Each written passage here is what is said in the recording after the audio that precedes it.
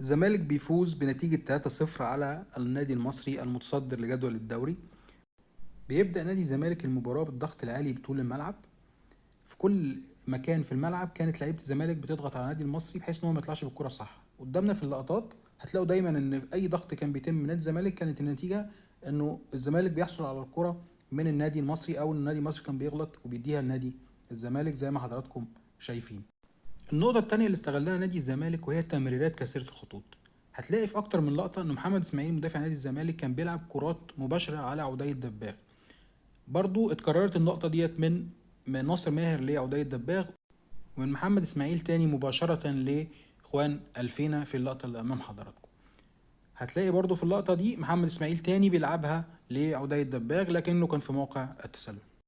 واعتقد انه كان واضح من انه كواليتي محمد اسماعيل انه يقدر يلعب التمريرات دي واستغلها فيريرا. النقطة الثالثة واللي كانت فرقت مع نادي الزمالك في المباراة دي هي عودة دونجا المركز رقم 6.